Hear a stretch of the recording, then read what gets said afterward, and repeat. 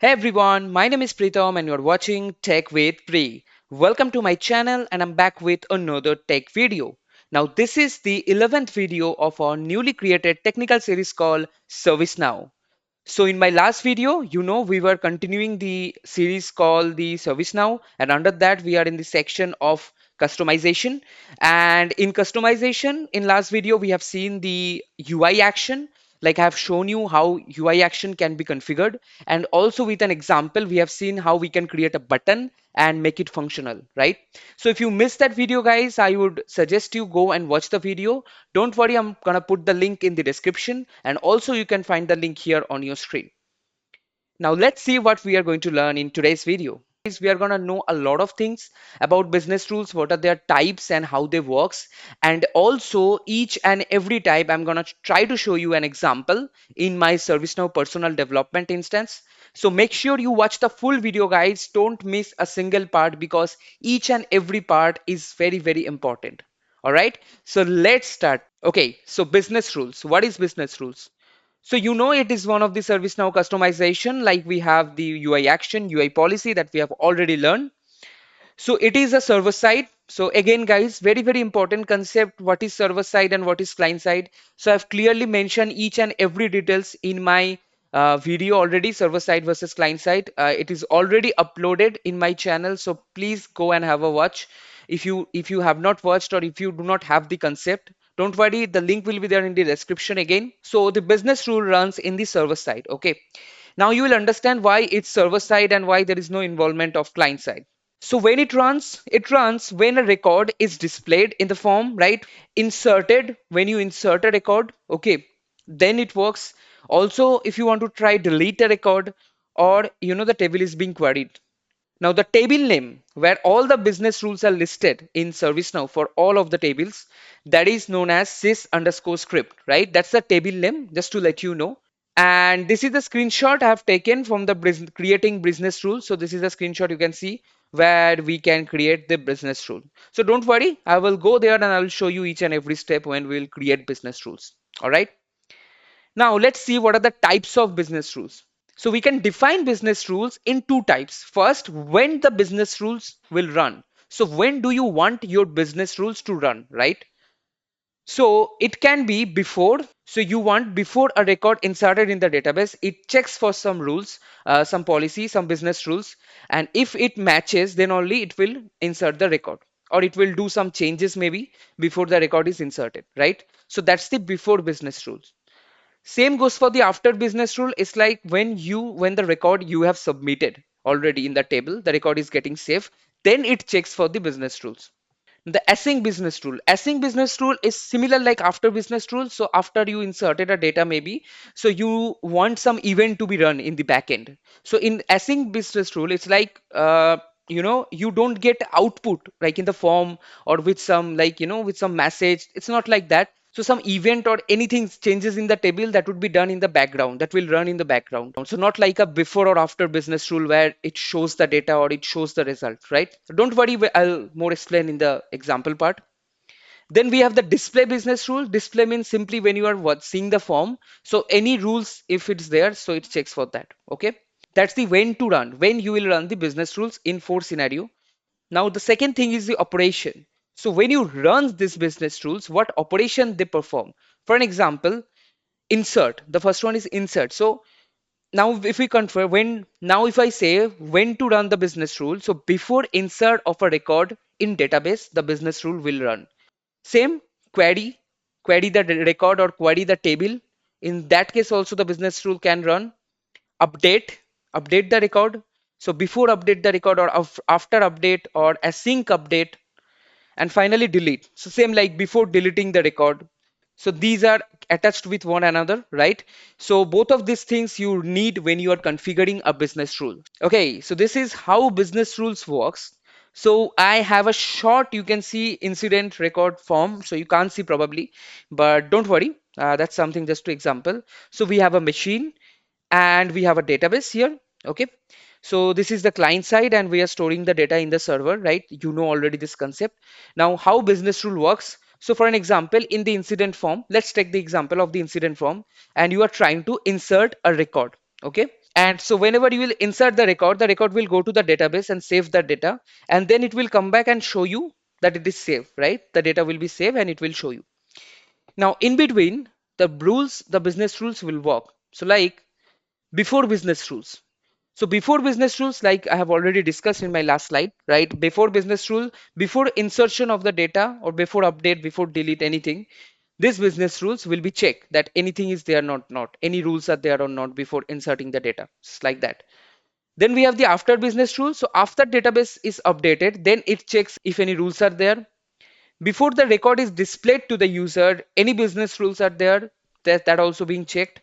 And finally the async one. So async one I told you, right? For the async business rule, so once you insert the data, it at the same time it also runs some background thing. Okay, for an example, an event which can generate notification, for an example. So that can be done. We'll see in the example part, don't worry. Okay, so now let's move on and see before business rules. I will give you some example and we will try to perform that on the ServiceNow developer instance. I think that would be the best way so that you can understand it, right? So before business rules again, so it can be before insertion, before update, before delete, before query. Okay. Now before going into the scenario, let me tell you all the business rules can be configured with the help of the scripting and also with the help of the simple condition. So we will see the condition only, not the scripting part, because I have already informed you for clearing the ServiceNow administrator examination. You don't need to work on the scripting part. And also this series, this whole ServiceNow series, this is mainly the ServiceNow administrator series, right? So next series that I will cover or I will create, that is the ServiceNow developer, where we will see the business rules, part of the business rules, how you can use script and perform it. Okay. So for the time being, we will just make it simple. The first scenario is user cannot submit or insert an incident if the category is network and subcategory is Wi-Fi, but the assignment group is not network. So what does it mean? So let me go to the portal and show you. So this is my ServiceNow portal. So I will go to the normal incident form. So incident.form will show me the form view of incident, new incident. Now here, let's understand what this scenario is telling. So I'll just go back. User cannot submit or insert an incident if the category is network and the subcategory is Wi-Fi, but the assignment group is not network. That means when the category is network and subcategory is, so now there is no subcategory as Wi-Fi, so let's choose it at wireless. So wireless stand for the Wi-Fi. So when the category is network and the subcategory wireless, and if you are trying to create a ticket, then the ticket has to be assigned to the network team. It cannot be assigned to any other team. So let's try. Let's put a caller name now, just for test that before applying these business rules, what is the situation. So now I can apply, let's try to assign this ticket to service desk. I have to give a short description test. Let's try to save it. You see, without an issue, you can save it. But now after applying these business rules, you won't be able to assign any incident which contains network category and subcategory is wireless. You cannot assign to any other group than network group. So you have to assign to the network group. So let's quickly apply the business rules. To go to the any customization, or I need to go to the configure section. So I'll go to the menu, configure, and then business rules, right? So again, this is the business rules only showing in the incident table. So we have 70 business rules. So you can open this business rules. Again, you can have more information about it. Okay. So I'm going to create a new one. So I'm going to click on the new button. So I'm creating a new business rules. So it's the example of before, right? So before business rules, before insert. So before insert, let's make it a BR for business rules, and I will go to the advanced tab. So here you can see the table name application, it is active, and advanced tab is required so that I can configure it before and all this thing. So we have the option before after async display. So this is a business, so this is a before business rule. So before, and I'll choose insert. So before any record is inserted in the table, it will check if the, now I mentioned the condition here, category is network, and also another one is subcategory is wireless. So we don't have the Wi-Fi one, so we can use the wireless. So we are setting the condition if the category is network and the subcategory is wireless. Now, and what should be the case? It has to be a network group. So if it mention any other group, so let's put a AND query.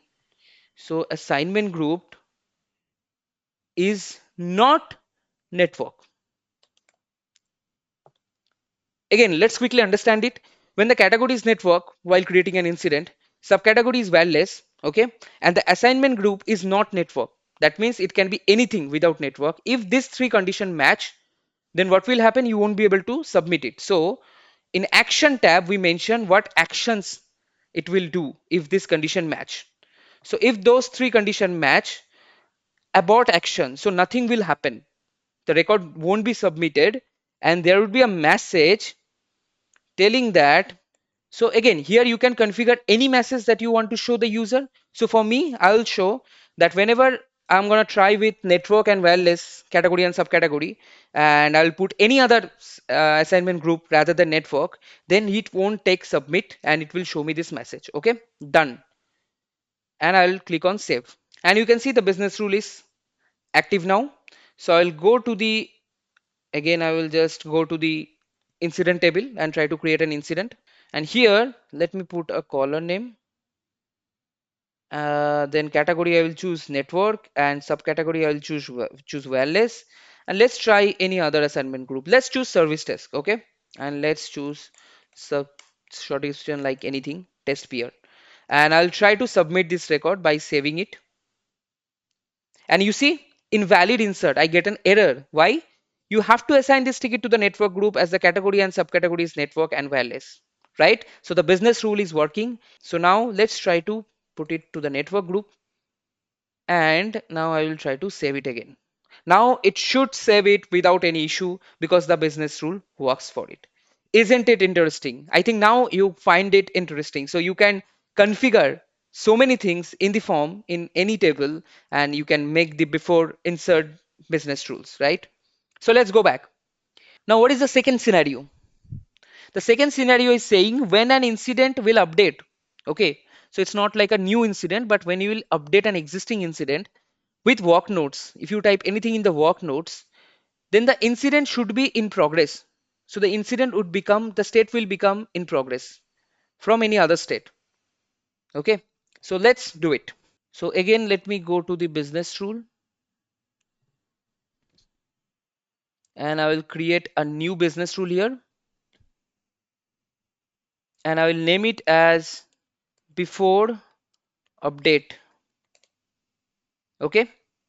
And I'll click on before update. Let's BR the same, follow the same thing. Then when to run? When an incident will update with work notes. Okay, so it will run. So if the condition, if the work notes changes, so if work notes changes, and make sure you click here update one. Okay, so the update in the action, the incident state will become to in progress. Okay, that's it, and I'll save it. Now, this time I will go to the list incident list because I need to update an existing incident. So new incident won't work here. So incident.list to access the list view. And from here, let's go to any of the incident. Let's go to this one. Unable to post content on a wiki page. So this is the thing. Now the state is new. So that means if I change the work notes right now and update it, and then the state will automatically change to in progress. So let's see. So in the work notes, I will write this is a test. I'll post it. The work notes is updated. If I scroll up, you see the state is changed to in progress. So this is an update BR, guys. So before update BR, so before updating an incident to the database, it checks the business rules and find the business rule that we have created, this one before BR. And the work notes changes and the action was to update the state and it did, right? Now let's go back. So this is a two example. So again, you can configure the same before delete and before query in your own way, right? So that could be the home tux for you. All right. So I'll move to the after business rule. Again, you know what is after business rule, right? So it in the same way, like after insertion of the record, after update the record, after delete the record, or after query the record, right? So again, we have two scenario here. So after incident is created, it should display the message that incident is created. So normally, whenever you will create an incident, and when the incident is saved to the database, it will check the business rules and will create a business rule so that it shows the message that, hey, your incident is created. Okay, very quickly we'll do that. So again, I'll go to the configure tab and I will choose business rules. I'll click new one, and this one is after business rule. So insert after insert the record, after insert br, and make it advanced tab. So when to run, after insert. So there is no condition. So whenever an incident will create an action, add a message, your incident is created. Now, that's quite simple one, guys, but with the help of the scripting part, so you can see there is a tab, advanced tab. So if we go there, you can find there is a place for write script. So if you write some script, if you want to make some, complex business rules, some more advanced business rules, so then you have to use script. So don't worry, we will understand each and every part of the script when we will go to the ServiceNow development course. Okay, you can see this is a place where you can run your code. So now it's done. It's already not safe. So let me save it. And this time I will try to create a simply new incident and it should show me the message. So I'm in the incident form view. So simply I will create the message. Sorry, the incident. Let's put short description test assignment group. Let's put is service desk. Doesn't matter. So once I'll save it, you see your incident is created. So simply the record is saved to the database and then it checks for after business rules and it checks your incident and it finds there is a message is there. So it shows the message your incident is created. Isn't it interesting? So this is the example of after business rule. I'll go back. So there's another scenario for the after update business rule. So when you will update the state of an incident to on hold and it should update the description waiting for user's reply. That means let's see this incident. So when I will update this incident state to on hold, right now nothing is there.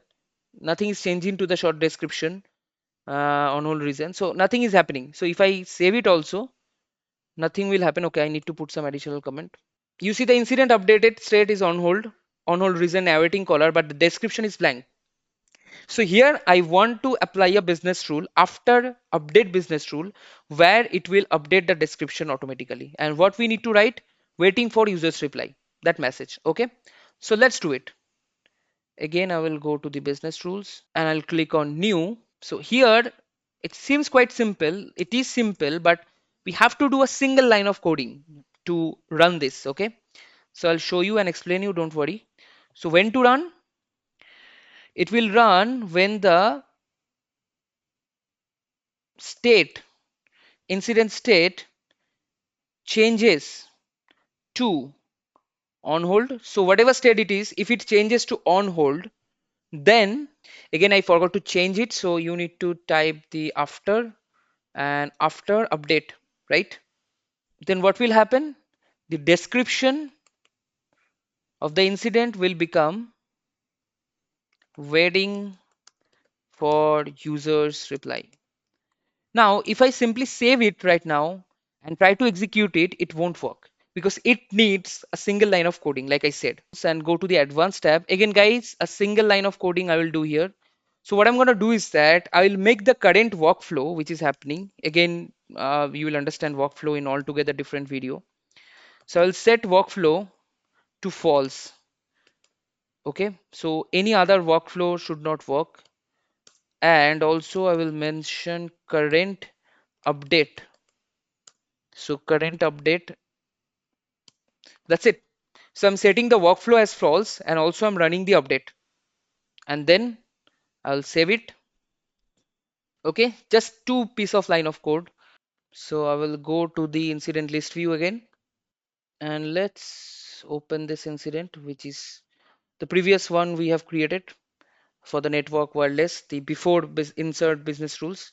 So here I'll change the on hold state and choose the reason awaiting caller. I'll make the additional comment something a, and now description is filled is nothing, so it will fill with waiting for users reply, right? So I'll save it, waiting for users reply, because the state is on hold, and as per the after update business rules, it should see the message, right? So just I have added two line of codes. No need to understand in detail, guys. Again, in the administrator examination, they will ask you just a theoretical question about business rules. Okay, so or they will give a situation and they will ask you this is which kind of customization, right? So this is the after update business rules. Now again, after delete, after query, you can configure in the same way.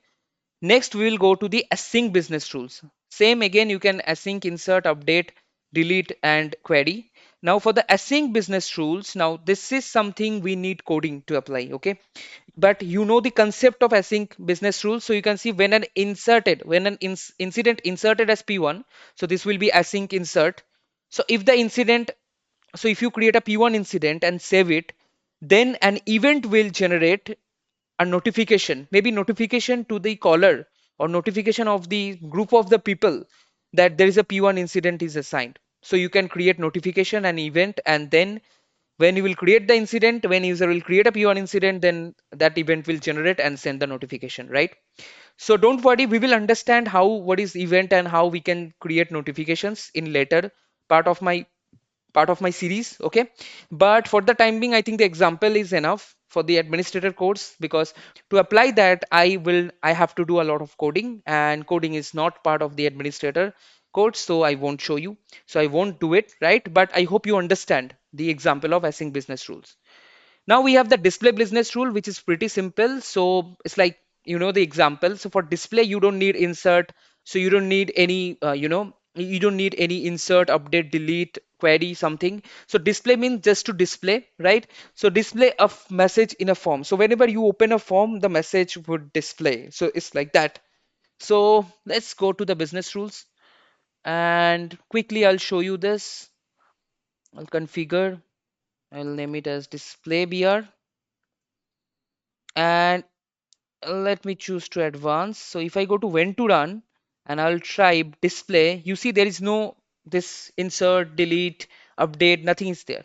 So pretty simple things. So it will just, I want that whenever I'll open the form, it will show a message that maybe welcome to incident form, as I'm applying to the incident table. So let's make it pretty simple and go to the incident form page. So I'll go for incident dot form, and you see welcome to the incident form. So whenever the record is displaying, or anything is displaying, so whenever you open the form, the display business rules work, right? It checks if any display business rule is there before it shows you a new form record. Okay, so if I go back also to the list view and open any incident, existing incident, welcome to incident form, right? So I hope you understand this video, guys. So this is how we can configure the business rules. So I've given you different examples. So I would request you go to your ServiceNow personal developer instance and practice each and everything, and try to create your own way, the way you want. Okay. Thank you for watching, guys. If you find the video helpful, hit a thumbs up. If you have any doubt, any question while performing this, put a comment in the comment section, and also don't forget to share this video with your friends and families so that it can reach out to many people. Okay, we'll see you in the next video when we will learn about data policies. All right, bye bye, take care.